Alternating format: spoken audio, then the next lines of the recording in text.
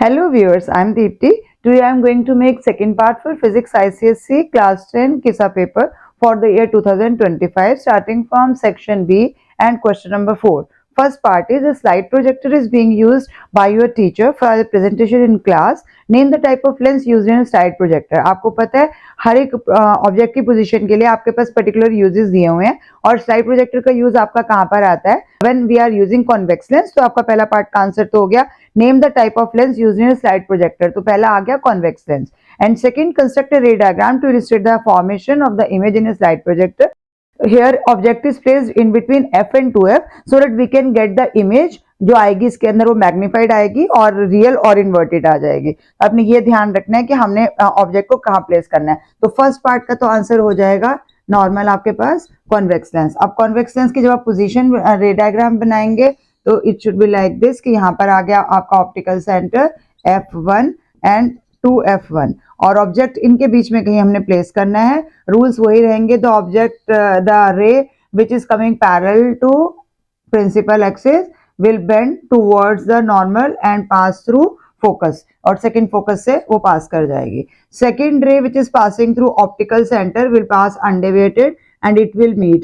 कहाँ पर मीट करेगी? जब ये हमारा F1 आया, ये F2 आया और यहाँ पर हमारा 2F2 भी आ जाएगा। इट इज बियॉन्ड 2F2, तो यहाँ पर आपके पास रियल और इन्वर्टेड इमेज बन रही है जो मैग्नीफाइड भी होगी। ये हमारा ऑब्जेक्ट है AB which is placed in between F1 and 2F1 और यहाँ पर हमारा यहाँ इमेज बन रहा है। This is A dash B dash. Ideally इस केस के लिए हमें ऑब्जेक्ट को इन्वर्टेड रखना है और वहां जाकर वो सीधा हो जाएगा, इरेक्ट हो जाएगा। तो हम इसमें चाहे तो वो वाला चेंज भी दिखा सकते हैं। Now coming to second part of the same question. In second part आपको ग्राफ दिया गया है। You have to compare this graph with the original graph जो आपने किया हुआ है। जैसे पैराबोला आ जाता है आपके पास, यहाँ से यहाँ आपका ये आ गया डेल्टा मिनिमम डेविएशन का एंगल आ जाएगा और यहाँ पर आप दो लाइंस लेंगे। एक एंगल I1 के लिए हो गया and another is for I2। तो I1 इज गिवन है, I2 के लिए हमें x गिवन है, हमें x की वैल्यू को कैलकुलेट करना है और ये हमारा एंगल ऑफ इंसिडेंस आ जाएगा। यहाँ पर डेल्टा मिनिमम है और यहाँ डेल्टा का एंगल है। तो अब आप इसको कंपेयर कर सकते हैं। तो इट मींस डेल्टा आपको गिवन कितना है? 51 है।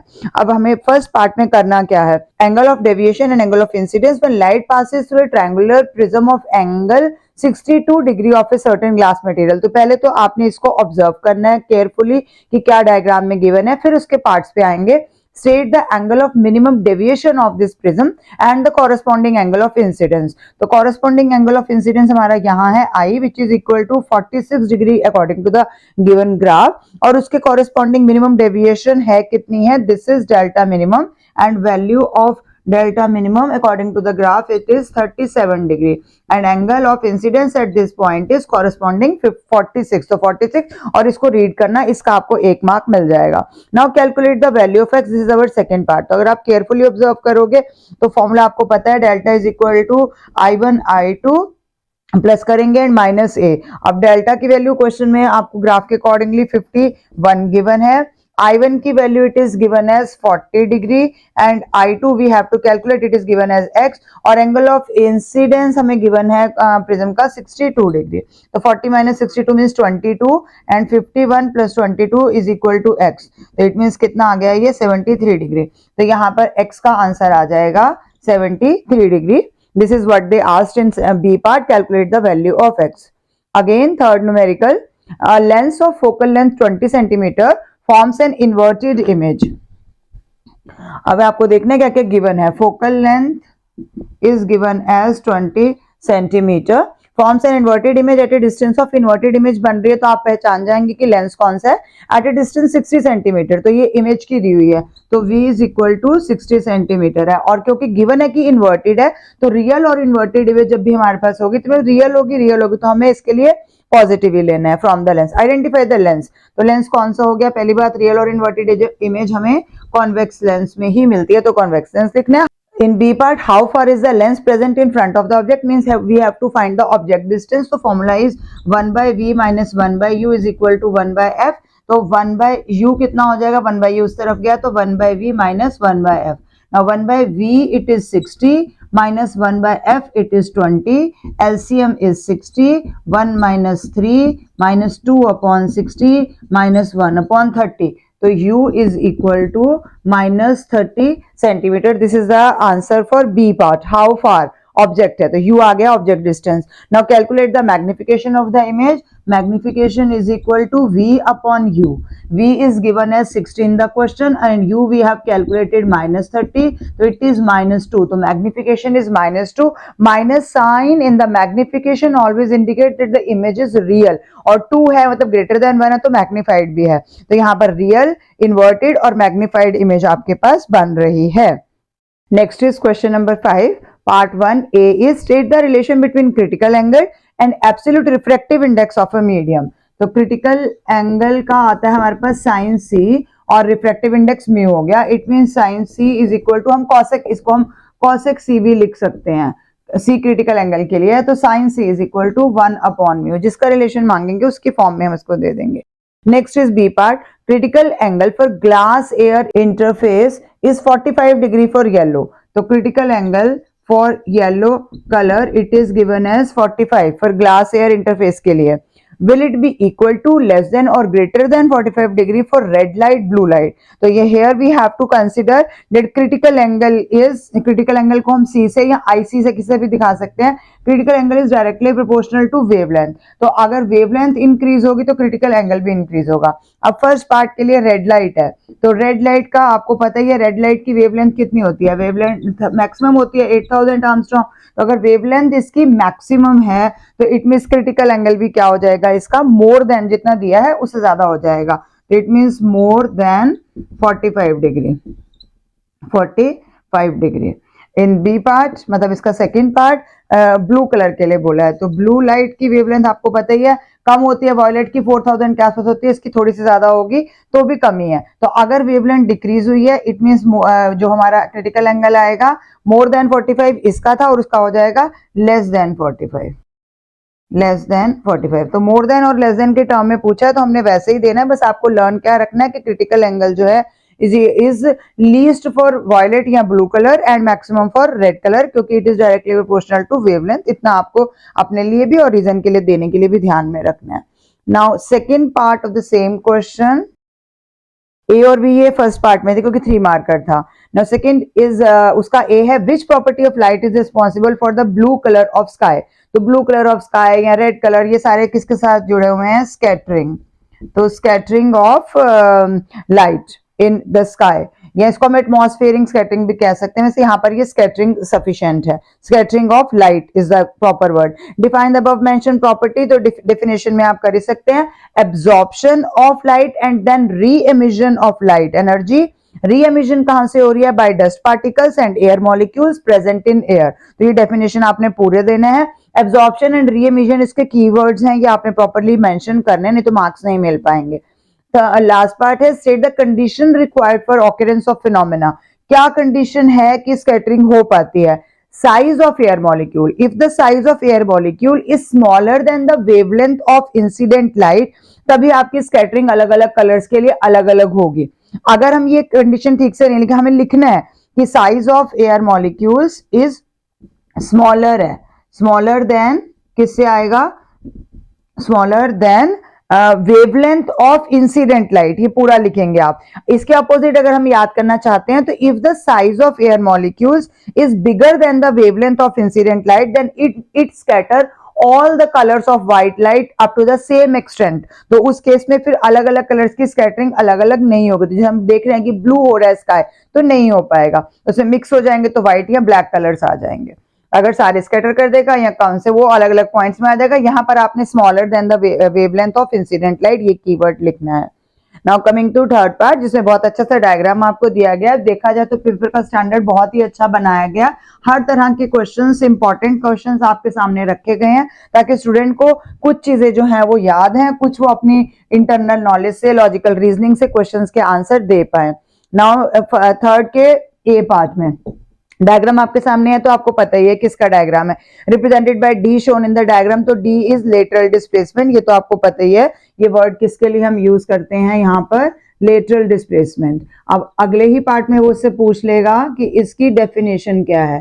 अगर नहीं पूछा तो हम यहाँ पर डिफाइन कर सकते थे, पर बी पार्ट में से पूछ लिया डिफाइन लेटरल डिस्प्लेसमेंट। तो lateral displacement is the perpendicular distance, किसका परपेंडिकुलर डिस्टेंस है, between the path of emergent ray and incident ray produced, direction of incident ray ऐसे भी लिख सकते हैं हम। तो परपेंडिकुलर डिस्टेंस ये वर्ड आना जरूरी है कि परपेंडिकुलर डिस्टेंस बिटवीन किस किस के बीच में है, emergent ray and direction of incident ray. Now coming to C part, how is D related to refractive index of the medium? तो refractive index of the medium पे D is directly proportional to refractive index of the medium. D मतलब यहाँ पर क्या आ गया आपके पास, lateral displacement। तो mu और lateral displacement डायरेक्टली प्रोपोर्शनल होते हैं। तो अगर आप चाहो तो अगर एक इंक्रीज होगा तो दूसरा इंक्रीज होगा, ये लाइन भी लिख सकते हैं। In D part, what will happen to the value of D as the value of T increases? अब T डायग्राम के हिसाब से भी दिया और उसने ब्रैकेट में भी दे दिया, थिकनेस है। तो थिकनेस और लेटरल डिस्प्लेसमेंट का क्या रिलेशन है, तो lateral displacement is directly proportional to T also. तो if thickness increases then lateral displacement also increases. तो आप लिख देंगे if T increases then D also increases, तो लेटरल डिस्प्लेसमेंट भी इसमें इंक्रीज हो जाएगा। Coming to question number 6, write the relation between the commercial unit of electrical energy, which is kilowatt hour, and the SI unit of energy. So what is the relation between kilowatt hour? So 1 kilowatt hour is equal to 3.6 into 10 raised to power 6 और SI unit is joule। तो आपने properly लिखना है, आपको पता है ये कैसे आया है, 60 मिनट और 60 सेकेंड को मल्टीप्लाई करके जब हम लाते हैं तो ये आंसर आ जाता है। डेरिवेशन नहीं करनी है, उन्होंने सिर्फ हमारे से पूछा है तो हम सिर्फ रिलेशन दे देंगे। Same question B part, a satellite revolves around a planet in a circular orbit। तो circular orbit में planet revolve कर रहा है। What is the work done by the satellite at any instant? कितना work done होगा? तो अब work done के लिए हमें पहले क्या देखना है कि कहाँ पर लग रहा है, work done हो कहाँ रहा है। तो यहाँ पर आपको पता है सेंट्रीपेटल फोर्स है, जो सेंट्रीपेटल फोर्स होता है टुवर्ड्स द सेंटर वाला। तो centripetal force acting on the body at any instant is directed towards its center। वो सेंटर की तरफ आएगा, centre of what, centre of circular path. तो सेंटर की तरफ ही हमेशा होगा। एंड डिस्प्लेसमेंट कहाँ होगी, displacement is tangent, her point पे टेंजेंट बनाएगी। तो जब रेडियस और टेंजेंट होंगे तो इसका मतलब आपको पता है कि उनके बीच में जो एंगल बनेगा वो 90 डिग्री का बनेगा। तो you will right let centripetal force F is directed toward the center of the circular path at any instant and displacement is given by the मतलब by the tangent which is perpendicular to the radius of the circular path। तो it means displacement क्या आ गया यहाँ पर, displacement चाहे हम उसको S से दिखाते हैं वही दिखा सकते हैं, displacement is perpendicular to direction of force आ गया। तो फोर्स और इसकी डायरेक्शन अगर परपेंडिकुलर हो ही गई तो अब आपके पास वर्क डन का फॉर्मूला क्या हो जाएगा, एफ एस कॉस थीटा की जगह पे परपेंडिकुलर मतलब 90 डिग्री का एंगल हो गया। तो और ये कितना होता है, कॉस 90 इज 0। तो F S multiply by 0, it means work done कितना हो जाएगा, इट इज 0। तो आपने पूरा रीजन देके एक्सप्लेन करना है क्योंकि उसने एक्सप्लेन मांगा हुआ है, गिवन रीजन इसके अंदर। In second part, a ball is drop from a height of 10 metre. Total height जो है वहां से बॉल को ड्रॉप किया गया है, this total height is 10 metre. तो इट मीन्स ए पोजीशन से अगर ड्रॉप किया गया है तो यहां पर इसकी पोटेंशियल एनर्जी कितनी हो जाएगी, is equal to mgh। m is given as no, m is not given in this question, only height is given। तो m रहेगा, g is 10 and height is 10, it means 100 m जो है वो हमारे पास potential energy आ जाएगी eight position a पे। Now further they have asked if the energy of the ball reduces by 40% after striking the ground। तो नीचे गिरने पे 40% एनर्जी जो है वो रिड्यूस हो गई, इट मीन्स बाकी बाउंस होके वापस नहीं उतनी नहीं आई है, 40% रिड्यूस हो गई। How high can the ball bounce back, तो कितना वो वापस जा पाएगा। तो अगर पोटेंशियल एनर्जी टोटल इतनी थी तो इट मीन्स अब हमारे पास रिड्यूस्ड एनर्जी कितनी हो गई, उसने बोला 40% कम हो गई। तो reduced energy is equal to 100 m, अभी हमने पोटेंशियल एनर्जी कैलकुलेट करी है, माइनस 40% ऑफ 100 m हमारा रिड्यूस्ड पार्ट है। तो इट मीन्स 100 माइनस 40% मतलब 40 अपॉन 100 ऑफ किसका हो गया, 100 का ही होगा। तो 100 कैंसिल हो जाएगा, ये हमने m के साथ लिया। तो 40 माइनस 100 माइनस 40 मीन्स 60 m। तो टोटल 60 m बच गई हमारे पास एनर्जी, रिड्यूस्ड एनर्जी 60 m है। अब 60 m की एनर्जी से नीचे स्ट्राइक करेगा, उतना ही बाउंस बैक होगा। अब कितना बाउंस बैक हो गया, ये हाइट हमने बतानी है। तो अब उसके पास जो बच गई है, मतलब हम कहेंगे एनर्जी एसोसिएटेड या फिर energy when it bounces back, तो कितना हो जाएगा 60 m हमारे पास है, और है किसके इक्वल है m g h, जो अब वाला m आया, m तो खैर वही है, g भी वही रहेगा, h जो अब हमारी हाइट आ रही है, यानी कि बाउंस बैक होने के बाद जो हाइट आ रही है उसको हम कैपिटल H मान लेते हैं। तो mm विल गेट कैंसल 60, और यहाँ पर g का आंसर भी हमें 10 दिया हुआ है, तो h का हाइट निकल जाएगा आपके पास 6। तो 6 हमारे पास यूनिट जो स्टार्टिंग से चल रहा है वो मीटर ही है, तो हाइट मतलब 6 मीटर तक यहाँ पर ये बाउंस बैक होके आएगी, क्योंकि 40% एनर्जी वेस्ट हुई है, बाकी 60% उसके साथ रहेगी। आप डायरेक्टली 60 लेकर भी 6 मीटर निकाल सकते थे। In third part, which is related with wheelbarrow, and wheelbarrow is our example of class 2 lever. In class 2 lever, load is in between fulcrum and effort. तो एक तरफ फलक्रम होगा, एक तरफ एफर्ट होगा, और बीच में हमारे पास लोड आ जाएगा। तो इसका डायग्राम भी हमें थोड़ा बनाना पड़ेगा अपनी ही इंटरप्रिटेशन को इजी करने के लिए। तो थोड़ा सा इजी करने के लिए हम इसको बना लेते हैं। ये हमारे पास एफर्ट आर्म आ गई, दिस इज एफर्ट। अभी आपको उसको कंप्लीट करना है, तो थोड़ा थोड़ा नीचे आपको हाइट लेना रहेगा, यहाँ से ऐसे। ये हमारा ग्राउंड को टच कर रहा है, ग्राउंड पे टच कर दिया। ये इसके अंदर वेट है, जहां पर भी हमने वेट रखा हुआ है। वेट देख लेते हैं क्या ऑब्जेक्ट है। इस पॉइंट पे हमारा वेट लाई करेगा। यह गिवन डायग्राम है, ये लेग हो गई इसकी। बस इतना भी सफिशिएंट है, हमें सिर्फ एक रफ आइडिया लेना है, मार्क्स इसके तब हमें कहा नहीं गया कि कंप्लीट करना है। अगर कहा जाता तो हमें पूरा कंप्लीट करना था। Wheelbarrow with C as centre of gravity, तो इस सी पॉइंट पे हमारी सेंटर ऑफ ग्रेविटी है, such that its leg is in contact with ground. Name the force acting at C and stated position. तो we all know that C point पे जो होती है वो चीज क्या होती है, वेट होती है। तो फर्स्ट पार्ट का answer name the force acting. तो फोर्स एक्टिंग के लिए हम क्या लिखेंगे, it is the weight of the body. और we can also say it is gravitational force, क्योंकि ग्रेविटी की वजह से भी लग रहा है, तो इसको ग्रेविटेशनल फोर्स भी हम बोल सकते हैं, वो वेट का ही दूसरा नाम है। एसोसिएटेड उसने बोला स्टेट इट्स डायरेक्शन, तो डायरेक्शन क्या हो जाएगी, इट इज वर्टिकली कहां जा रही है, वेट हमेशा कहां जाता है, वर्टिकली डाउनवर्ड, टुवर्ड्स ग्रेविटी होता है। तो weight is vertically downward. This is answer for part A. What is the direction of minimum force at A. A means यहाँ पर हमारी कितना रहेगी direction, to keep the leg off the ground, ताकि नीचे ना गिरे, वो पकड़ा रहे, ऊपर रहे height. What is this force called, तो ये फोर्स क्या है, ये एफर्ट है, और ये कहाँ लगेगा, अपवर्ड डायरेक्शन में लगेगा। This force is known as effort, and कहाँ है ये, वर्टिकली अपवर्ड डायरेक्शन में। तभी तो हम उसको बैलेंस कर पाएंगे, क्योंकि डाउनवर्ड तो कोई भी चीज ग्रेविटी की वजह से, अपने वेट की वजह से आएगी आएगी, तो हमें उसको उठा के रखना है, तो मतलब हमें एफर्ट लगाना है। This is our B part. Now coming to C part, जो कि इसमें शायद 2 मार्क्स का यही होगा। If the weight of wheelbarrow is 10 kgf, इसका अपना वेट जो है वो व्हील बैरो का 10 kgf है, एंड इट होल्ड्स 90 kgf और सैंड। इट मीन्स इसके अंदर जो ये सैंड है उसका वेट जो है वो भी आपके पास 90 kg दिया हुआ है। तो 90 kg की सैंड है, और टोटल, तो टोटल इसका हमें effort into effort arm is equal to load into load arm, यही फॉर्मूला इसके अंदर लगाना है। नाउ हमें देखना है कि बाकी सारी चीजें क्या क्या दी हुई हैं। Calculate the minimum force to keep the leg off the ground. It means effort तो हमें बताना है कि कितना लग रहा है, तो एफर्ट को एफर्ट ही रहने देंगे। Now coming to DE. अब डीई क्या होता है, हमेशा डिस्टेंस कहां से मेजर किए जाते हैं, फलक्रम से। इसने एफ लिख भी दिया आपको डायग्राम में कि फलक्रम यहाँ पर है, तो फलक्रम से यहाँ तक का टोटल डिस्टेंस कितना हो जाएगा। क्वेश्चन में ऊपर ही गिवन है कि कितनी कितनी है, 30 और 60 है। ये जो लेग है यहाँ से लेकर यहाँ वेट तक, this is 30 and next is 60। तो आपका टोटल डिस्टेंस कितना हो गया, एफर्ट का डिस्टेंस फलक्रम से लेना है, तो फलक्रम से डिस्टेंस हो जाएगा 30 plus 60, it means 90। Now coming to load. Load अभी हमने क्या पढ़ा, 10 kgf का व्हील बैरो का है, और उसमें 90 kgf की सैंड है, टोटल मिलाकर लोड है, इनटू लोड आर्म का डिस्टेंस कितना है, लोड आर्म ये है, और इसका डिस्टेंस फलक्रम से कितना है, इसका डिस्टेंस इज 30 ओनली, तो यहाँ पर ये 30 आ गया। नाउ एफर्ट इनटू 60, ये कितना हो गया, 90 इज इक्वल टू ये कितना हो गया, 100 इंटू 30।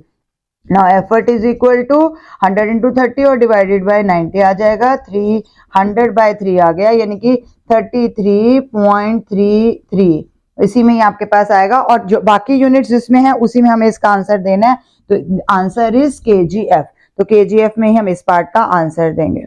तो अगर हम इतना एफर्ट लगाएंगे 33.33 kgf का, तभी हम इतना एफर्ट लगा पाएंगे कि हम इसको ऊपर रख पाए, मतलब leg is in contact with ground तो है, लेकिन अब वो बिल्कुल keep the leg off the ground, तो मिनिमम फोर्स इतना चाहिए to keep the leg off the ground.